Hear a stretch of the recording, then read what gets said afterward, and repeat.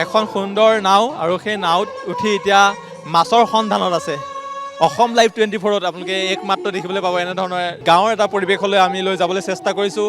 মাছ জাল পেলাব, পুখুৰীত এয়া জাল, এয়া চাওক কিমান ডাঙৰ মাছ পায় আমি চাম। অসম লাইভত আপোনালোকে চাবলৈ পাব এই গাঁৱৰ পৰিৱেশ আৰু কিমান ডাঙৰ মাছ পায় আমি চাবলৈ চেষ্টা কৰি আছোঁ। আৰু যদি আপোনালোকে সম্পূৰ্ণ অনুষ্ঠানটো চাব বিচাৰিছে, আনন্দ ফূৰ্তি গান আৰু মাছ ধৰা সকলো আপোনালোকে চাবলৈ পাব।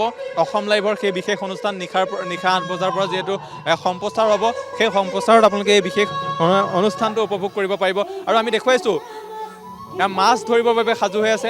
পেলালে জাল, এয়া পেলালে জাল, কিন্তু কিমান ডাঙৰ মাছ পৰিছে সেইটো আপোনালোকে চাব পাৰিব কিছু সময়ৰ পিছত। আৰু অসম লাইভ 24ত চাব পাৰিব জালত কি মাছ উঠিলে, সেয়া আপোনালোকৰ বাবে ছাছপেন্স। আৰু কিছু সময়ৰ পিছত আপোনালোকে অসম লাইভত চাব পাৰিব অসম লাইভৰ যি ভোগালীৰ যি অনুষ্ঠান আছে, যি মাঘ বিহুৰ অনুষ্ঠান আছে, সেই মাঘ বিহুৰ অনুষ্ঠানত আপোনালোকে চাব পাৰিব পালে নে নাই মাছ।